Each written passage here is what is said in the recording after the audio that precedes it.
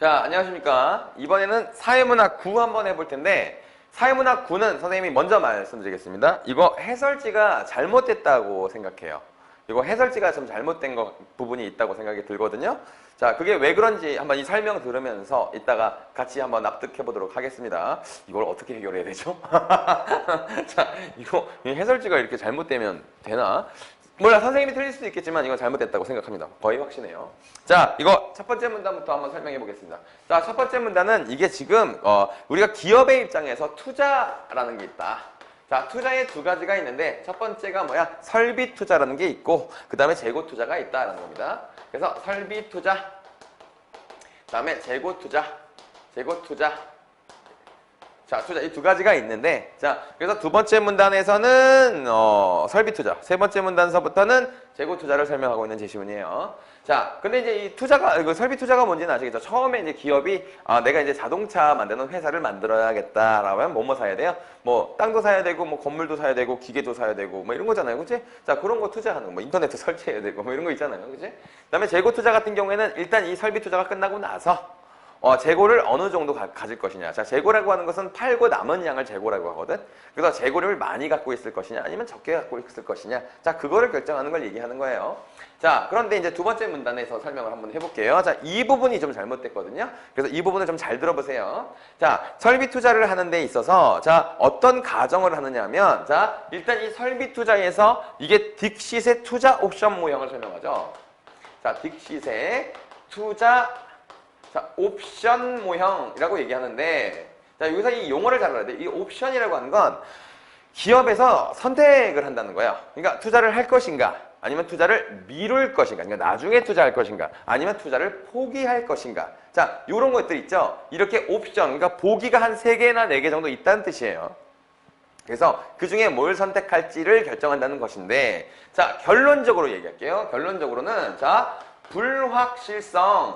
자, 불확실성이 높을수록 자, 투자를 줄이는 성향의 옵션을 선택한다. 이런 게 겁니다. 그러니까 불확실성이 크면 투자를 안 하는 선택을 하더라. 자, 이거를 보여주고 있는 거예요. 자, 요게 불확실성을 만들어내는 원인에는 자, 이게 두 번째 문단의 세 번째 줄에 있습니다. 자, 가격 변동. 자, 쓰기가 귀찮으니까 가격 변동, 환율, 경제 정책, 정부의 규제 등 다양한 요인이 있다라고 얘기했는데, 자, 요 제시문에서는 이 가격 변동만을 지금 다루고 있으니까 설비 투자를 할 때 가격 변동이라고 하는 불확실성 때문에 어떤 옵션을 선택하느냐를 보여주고 있는 거기 때문에 요 정도로 설명을 할게요. 자, 그러면서 이제 여기서 이제 전제를 둔단 말입니다. 자, 전제가 뭐였냐면 이게 두 번째. 자, 전제를 어떻게 두고 있느냐 하면 이게 거기 기업 부분에 있는 거예요. 완전 경쟁 시장을 전제로 하여 가격 변동의 불확실성이 있는 자동차 시장이 있다라고 했어요. 자, 이걸 완전 경쟁 시장.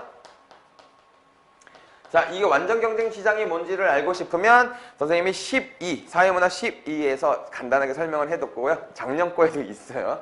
완전 경쟁 시장을 가정한다는 건데, 이걸 가정하는 이유는 그냥 제품의 무슨 뭐 품질이 다르고 제품이 여러 개고 그러면 이런 걸 따지기가 너무 어렵잖아요. 그래서 첫 번째는 균등한 상품, 그 다음에 이 회사들이 뭐 들어가는데 무슨 제한이 있고 그러면 이걸 따지기가 너무 어렵잖아요. 그래서 진입과 퇴출이 아주 자유로운 시장이다라는 것 때문에 완전 경쟁 시장을 가정했다고 얘기한 거고요. 뭐 특별하게 완전 경쟁 시장의 그 그래프가 중요한 건 아니에요. 여기서는 그냥 용어만 알면 돼요. 균등한 상품이고 진입과 퇴출이 마음대로 될 수 있는, 그렇게 해야지 이것을 설명할 수가 있어서 그런 거예요. 자, 그걸 전제로 하고 있는 겁니다. 자, 그런데 여기서 자, 이제 어떤 얘기가 나오느냐면, 자, 요 그림을 지금 선생님이 미리 그려놨죠? 미리 그려놨는데 회사가 정상 이윤을 얻을 수 있는 자동차 가격을 X라고 했다라고 했어요. 자, 요 X라고 하는 가격은 자, T0 시점입니다. 자, 이거 시점이잖아요. 자, 이거 여러분들 아시죠? 얘가 이게 시점인데 T0 시점에 이 자동차 시장을 관찰했더니만, 자, X라는 가격이 나왔어. 그러니까 X라는 가격이, 자, X라는 가격, 요거 아주 중요하니까 이거 잘 받으세요. X라는 가격은, 자, 정상 이윤만이 보장된 가격이라고 얘기했어요. 정상 이윤이 보장된 가격이라고 하는 것은 뭐냐면, 자, 총 수입에서, 총이라고 쓰지 말고 수입에서 수입이라는 건 그 가격으로 몇 개를 팔았느냐. 만약에 100원인데 10개 팔았으면 수입이 1000원인 거예요. 자, 수입에서 비용을 뺀 것이 0이다. 이런 뜻이거든요. 아니, 선생님. 비용을 뺐는데 0이면 아무것도 안 남았는데 왜 정상이윤이 있다고 얘기가 되는 거예요? 라고 얘기하는 학생들이 많죠. 그건 선생님 사회문화 12를 안 본 사람일 거예요. 자, 다시 설명하겠습니다. 요 비용에는 뭐가 들어가느냐면, 자, 수입에서 비용을 빼잖아요. 빼는데 비용에 뭐가 들어가느냐? 자, 이게 들어가요. 자, 일단 고정비, 변동비, 뭐 명목비용, 뭐라고 하지? 보이지 않는 비용, 묵시적 비용, 명시적 비용, 뭐 이렇게 얘기하기도 하는데 그냥 이렇게 봐요. 자, 여기다가 기회비용 플러스 정상이윤이에요. 여러분들 수학 잘 하시죠? 자, 이걸 마이너스로 풀면 어떻게 돼요? 이 마이너스, 정상이윤도 마이너스가 붙죠? 그래서 마이너스가 이렇게 넘어가면 수입 빼기 고정비 빼기 변동비 빼기 기회비용이 정상이윤이다. 이렇게 되잖아요. 그러니까 이 정상이윤이라고 하는 이 개념은 뭐냐면 이 회사가 계속해서 유지할 수 있을 정도의 최소한의 이윤을 얘기하는 거예요. 그러니까 정상이윤도 안 남으면 이 회사는 운영할 필요가 없는 거라고 보시면 돼요. 그러니까 회사가 유지될 수 있는 최소한의 이윤을 정상이윤이라고 합니다. 그러니까 수입에서 비용을 뺐을 때 0이다 라고 하는 말은 이 회사가 정상이윤만을 남기고 있다는 뜻이에요. 그러면 이게 만약에 플러스야. 만약에 10 정도가 남았다라고 하면 무슨 뜻이 될까요? 이걸 초과 이윤이래요. 10만큼의 초과 이윤이 남았다고 얘기하는데 이 초과 이윤은 여러분들 독점 기업 있죠? 독점 기업에서 가격을 설정해가지고 되게 남는, 그러니까 하여튼 그거야. 그러면 이렇게 이 초과 이윤이 나면 다른 뭐 회사가 또 들어오고 막 이렇게 되는 그런 이윤이, 그건 알 필요 없어. 이 정상 이윤의 의미만 알면 돼. 그래서 이게 0이라는 게 실제로 돈이 하나도 안 남는다는 것이 아니라 정상 이윤만을 남기고 있다라는 뜻이에요. 자, 아시겠죠? 자, 그런데 여기서 이 x를 또 어떻게 설명을 했냐면, 자, 이윤에서 자, 투자 및 설비의 비용을 뺀 가격이 또 그것이다라고 얘기했는데, 이게 무슨 말이냐면 물건을 판 가격에서 비용을 뺐어. 그러니까 정상 이윤을 빼고 비용을 뺐어. 그게 결국에 무슨 말이 되는 거냐면 그냥 전체적인 총 이윤에서 설비 및 투자를 뺀 것과 같다, 이런 뜻이게 되는 거거든요. 자, 그러니까 그러니까 물건을 팔았고 비용이 든 걸 딱 계산했는데 나는 100원이 남았어. 근데 내가 설비 및 건물 짓고 하는 데 있잖아. 그 비용이 올해 까져야 되는 돈 정도는 딱 까지는 정도이다, 이런 얘기예요. 자, 이런 얘기가 되는 건데, 자, 이 말을 잘 기억하셔야 돼요. 왜냐하면 해설지에 이거를 잘못 설명했어요. 해설지가 이걸 잘못 설명했다고 선생님은 생각해요. 난 주장해요. 자, 그러면 자, 봐보십시다. 자, 그러면 이 X1이라고 하는, 자, 요 정상이윤이 보장되는 가격이 X라고 그랬어요. 그럼 X1은 뭘까요? 정상이윤도 남지 않는 가격이죠. 그러면 요 X1, 자, 이 부분 봐봐. 이 T2 시점에서는 이 X1과 만났잖아. 그러면 이 지점에서 투자를 할까 안 할까? 안 하지. 정상이윤도 안 남잖아. 그치? 그러니까 당연히 안 하는 거야. 게다가 우하향하고 있잖아. 가격이 떨어지고 있는데 여기서는 이 옵션, 어떤 옵션을 선택한다? 나 투자 안 해! 옵션을 선택한다는 거야. 자, 그러면 이제 T0 시점부터 보겠습니다. T0 시점에 딱 이걸 관찰했더니 이 X라는 가격에 팔리고 있어. X라는 가격은 정상 이윤 정도, 그러니까 회사가 유지될 정도의 이윤은 남는 시장이다, 이렇게 판단이 된 거야. 그러면 이 T0 시점에 바로 투자를 할까? 아니죠. 조금 관망을 하다가 T1 시점에 투자를 한단 말이에요. T1 시점의 가격이 어떻게 돼요? X2 가격이죠. X2 가격은 어때요? 어떻게 정상 이윤만 보장하는 것보다 이윤이 더 남겠죠. 가격이 더 비싸니까. 얘가 더 높잖아. 그러면 이걸 초과 이윤이 남는다고 하는 거예요. 자, 이 초과 이윤이 남는 요 가격에서 얘가 투자를 결정하는 거야. 투자를 실제로 시작하는 거야. 자, 그 가격을 뭐라고 해? 진입 가격이라고 하는 거야. 알겠어요? 실제로 투자가 실행된 가격이죠. 무슨 말인지 알겠죠? 자, 이걸 우리가 진입 가격이라고 해요. 자, 그런데 그럼 우리가 가정을 한번 해봅시다. 자, T1 시점에 관찰을 했는데 얘가 가격이 가다가 이렇게 떨어져요. 그러면 투자할 것 같아요? 안 할 것 같아요? 그러면 아까는 투자하려고 선택했다가도 바꾸겠죠? 나 투자 안 해. 이렇게 될 거 아니에요. 그쵸? 자, 그래서 투자를 안 하게 되는 거고요. 그 다음에 만약에 얘가 가격이 더 올라갔어요. 이렇게. 이 정점이라고 생각하는 가격까지 올라갔어요. 그러면 이거 투자해 안 해? 아, 쉽게 생각하면 어머, 가격이 올라갔네. 그럼 투자하지 않을까요? 그래도 안 해요. 더 미룰 수 있어요. 왜냐하면 정점까지 올라갔다는 생각에 떨어질 걸 고려해서 안 할 수 있다는 거예요. 아시겠어요? 자, 그래서 결론적으로 무조건 투자를 하는 진입 가격은 정상 이윤을 보장하는 X 가격보다 무조건 커야 한다는 원칙이 있고요. 일단 요거 암기하셔야 돼요. 이게 커야 한다는 그런 게 있고요. 자, 그 다음에 이제 시장에 진입한다라고 할 때는 이 불확실성, 이걸 고려한다는 거예요. 여기서 떨어지는지를 늘 고려한다는 얘기가 되는 겁니다. 알겠어요? 그래서 요게 이제 그 설비 투자에 관련된 딕시세 투자 옵션 모형에 대한 설명인 거예요. 이해하셨죠? 그쵸? 이렇게 되는 거예요. 그러니까 요게 이 등락폭이 크거나 아니면 밑으로 떨어지는 추세거나 이런 것들은 이제 불확실성이 매우 크다라고 얘기가 되는 거다. 이런 얘기가 되는 거겠죠? 자, 그런데 자, 봐봐요. 여기서 이 X라는 가격이 정상 이윤을 주는 가격이라고 했잖아요. 그치? 그러면 이 정상 이윤을 주는 가격이라는 것이 무슨 말이겠어요? 적어도 설비 투자를 했을 때 자기가 이 설비 투자를 하고도 회사를 유지할 수 있을 정도의 돈은 남는다라는 판단을 하는 가격이다. 이렇게 볼 수 있겠네요. 그쵸? 이렇게 되는 건데, 자, 이걸 가지고 몇 번 문제를 한번 보냐면 2번 문제를 한번 봐보실래요? 자, 2번 문제. 기억에 대한 내용으로 적절한 것은 이라고 했어요. 자, 이거 기억의 답이 2번입니다. 자, 2번 한번 볼게요.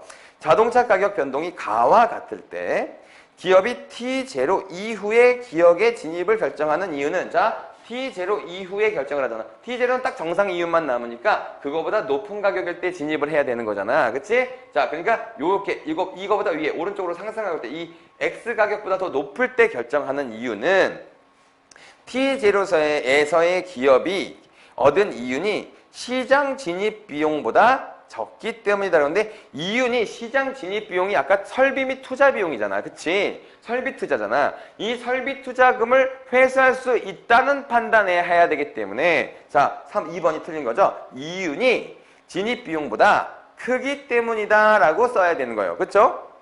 그래서 적어도 유지할 수는 있어야 되는, 같거나 크거나 해야지 투자가 가능하다. 이런 얘기가 될 테니까, 자, 적기 때문이란 틀렸죠? 같거나 크기 때문이다. 이렇게 해야 돼요. 그치? 근데 여기서 이 답안지를 한번 지금 보실 수 있으면 한번 답안지를 봐보세요. 답안지에 2번 문제의 정답 해설의 맨 밑에 줄에 보시면, 자, 차감한 이윤이 0인 정상 이윤이 남는 곳이다. 이에 따른다면 T0 시점에서 X적 가격이 기업의 정상 이윤은 0이다 라고 했잖아요. 이거 정상이윤 보장 가격이니까 정상이윤은 있는 거예요. 근데 정상이윤이 0이라고 해서 내가 이 답안지가 잘못됐다고 얘기한 겁니다. 아시겠어요? 자, 그래서 여러분들 잘 생각해 보시면 아예 이 X라고 하는 가격이 정상이윤을 보장하는 가격이라고 이 제시문에 설명이 되어 있는데 정상이윤이 0이라고 했기 때문에 이게 잘못됐다는 겁니다. 자, 정상이윤이 까지려면 적어도 X1 정도 돼야 되는데 얘는 정상이윤을 보장하는 가격이라고 해놓고선 그렇게 설명해놨기 때문에 잘못된 설명이다 라고 선생님은 생각해요. 자, 그 다음에 이건 100% 잘못된 것 같아요. 자, 그 다음에 이제 재고 투자로 넘어가겠습니다. 자, 이게 좀 잘못된 거 여러분들이 꼭 확인하세요. 자, 세 번째 문단 가보겠습니다. 세 번째 문단은 재고 투자예요. 자, 재고 투자라고 하는 건 뭐냐면, 자, 봐봐. 10개가 판매가 됐어. 근데 내가 20개를 만들었어. 그러면 10개가 남았지. 그게 재고 투자야. 아시겠어요? 재고 투자가 그렇게 되는 거예요. 자, 그럼 재고 투자는 어떻게 할까요? 내년에 몇 개가 팔릴지를 우리가 전망해가지고 10개가 팔릴 것 같다라고 해서 정확하게 전망할 수 있다면 10개가 팔릴 것 같다 그러면 10개를 만들면 되겠죠? 7개가 팔릴 것 같다 그러면 7개를 만들면 될 거예요. 그쵸? 이게 되게 당연한 얘기잖아요. 자, 그런데 그게 예상이 가능한가요? 그래서 재고 투자는 뭐와 관련이 있는 거냐면, 자, 이거는 판매 수량에 대한, 자, 예상과 관련이 있는 거예요. 근데 이 예상이 쉽겠어요? 어렵겠죠? 이게 어렵죠. 자, 그러니까 이게 어려운 걸 우리가 뭐라고 부를 수 있을까? 얘도 그래서 불확실성이에요. 불확실성과 관련이 있다. 자, 이런 얘기인 거예요. 자, 그런데 결론적으로 얘기하면 이 불확실성은 자, 재고 투자를 더 크게 만듭니다. 불확실성이 클수록 재고 투자를 더 크게 해요. 자, 아까랑 다르죠? 얘는 불확실성이 클수록 투자를 적게 했잖아. 진입을 안 했잖아요.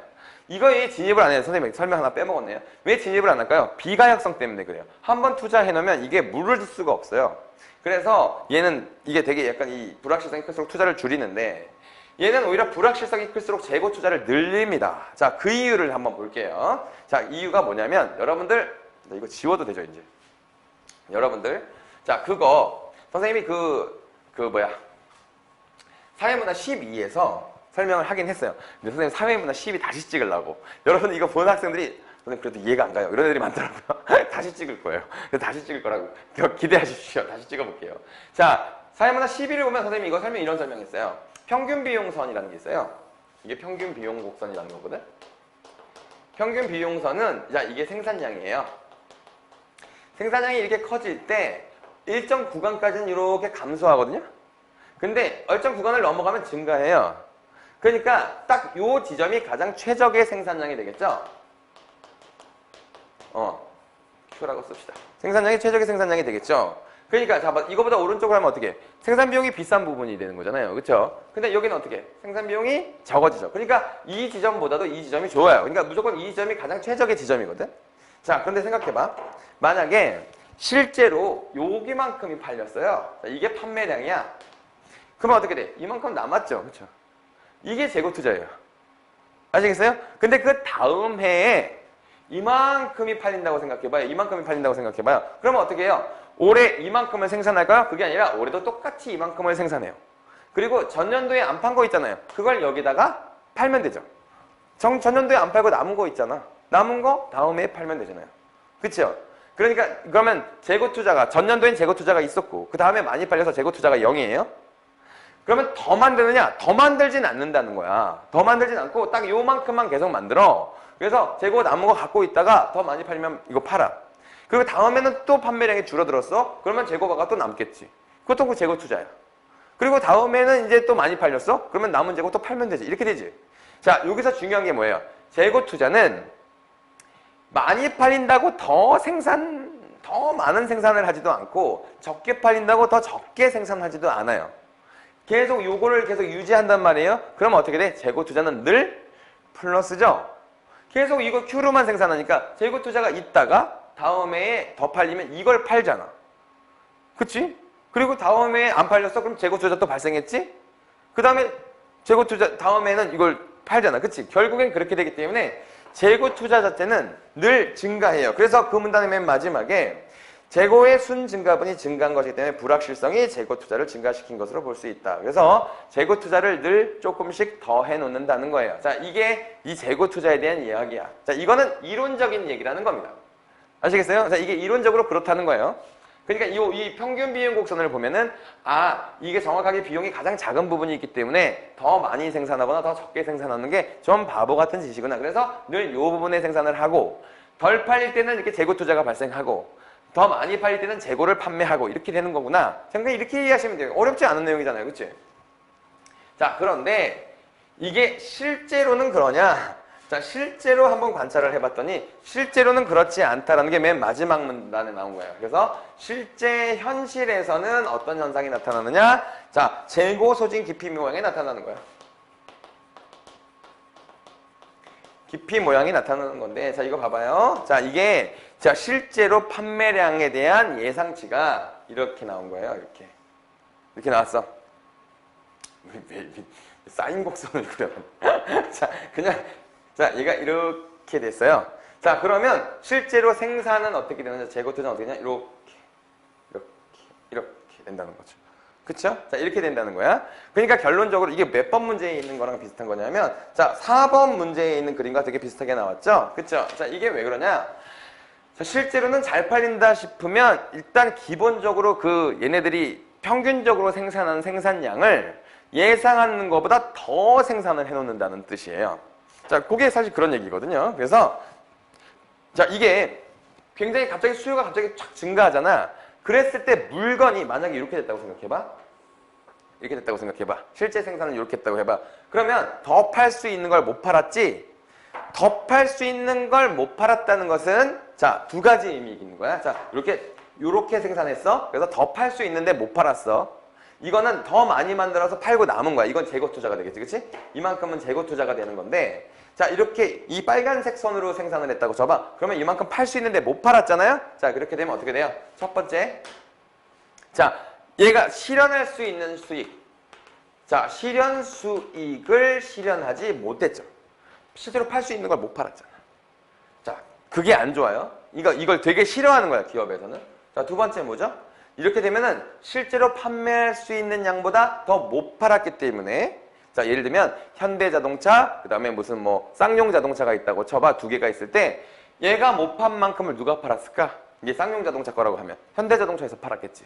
그럼 어떻게? 시장 점유율이 줄어들잖아. 그러면 이 시장의 영향력도 줄어들고 다음에 더 생산을 했을 때 반응이 더 적겠죠. 그치? 그래서 이건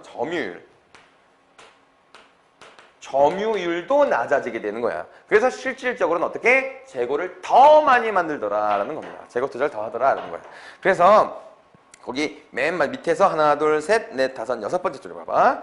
자, 이게 수요량을 잘못 예측해 수요량보다 적게 생산하여 재고가 모두 소진되면 기업은 가능했던 수익을 실현하지 못할 뿐만 아니라 장기적으로 시장 점유율이 하락하여 장래의 판매 경쟁에서 불리해질 것이다.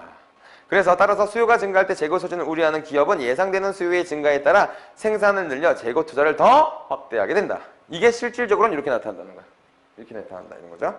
자, 그래서 이게 이제 우리가 이제 불확실성에 따라서 투자가 어떻게 바뀌느냐에 대한 얘기다라는 겁니다. 그래서 설비 투자 같은 경우에 불확실성을 증가할 때 투자를 낮췄지만, 자, 이 재고 투자 같은 경우는 불확실성이 높아서 재고 투자를 더 높이 했는데, 자, 이거는 아까 이게 평균 비용 공式때문에 늘 같은 양을 합리적인 같은 양을 생산하는 걸로 이론적으로 설명을 했지만 실질적으로 봤더니만 실제 수요 예상량보다 더 많이 생산하는, 그러니까 재고 투자가 실제로는 더 많이 발생하는 효과가 나타나더라. 자, 이 얘기가 되는 거예요.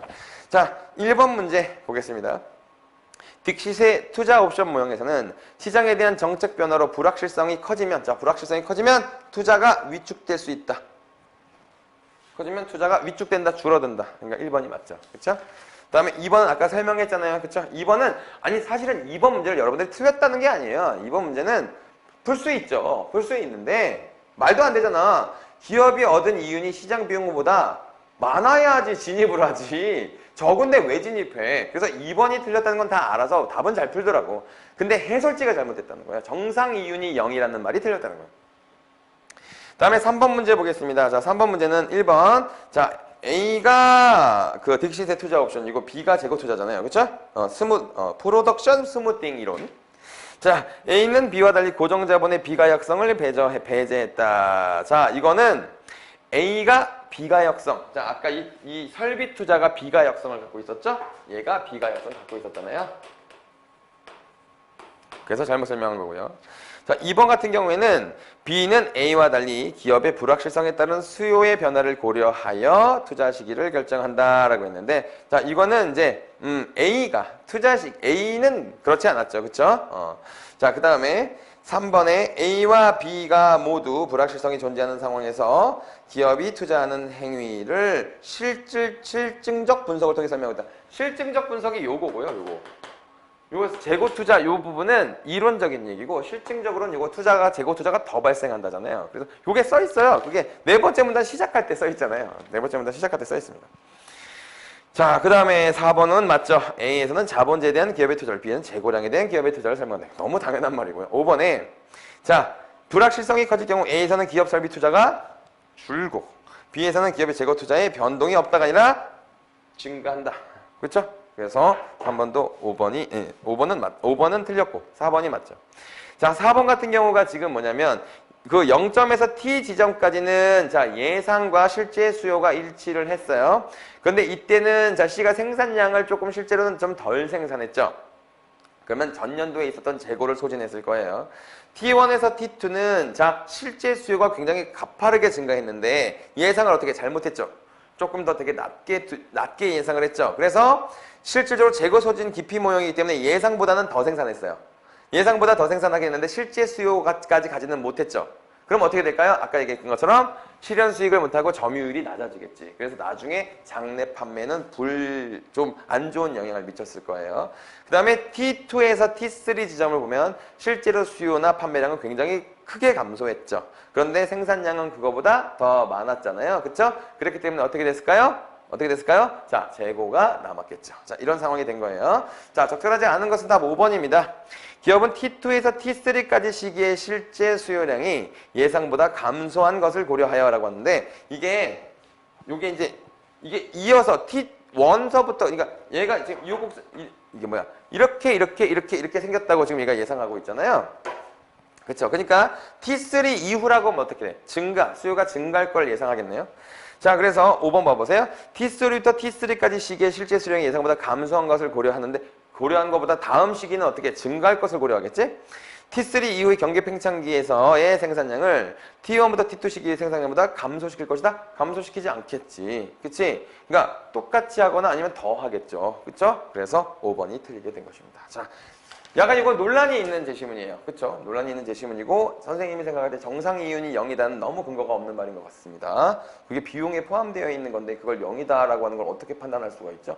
난 그게 좀 이상해요. 뭔가 또 다른 이론이 뭔가 조금 더 뭐 깊숙한 뭔가가 있는지는 모르겠는데 되게 이거 뭐 되게 약간 전문가가 쓴 글이고 해설지도 전문가가 만들었을 테지만 내가 볼 때는 그게 정상 이윤이 아니라 그냥 경제적 이윤이 0이다 이렇게 됐으면 맞는 거고 그냥 이윤이 0이다 그래도 상관없는 건데 정상 이윤이 0이다? 그 말은 잘못된 것 같다. 이렇게 보시면 되겠습니다. 자, 여기까지 하겠습니다.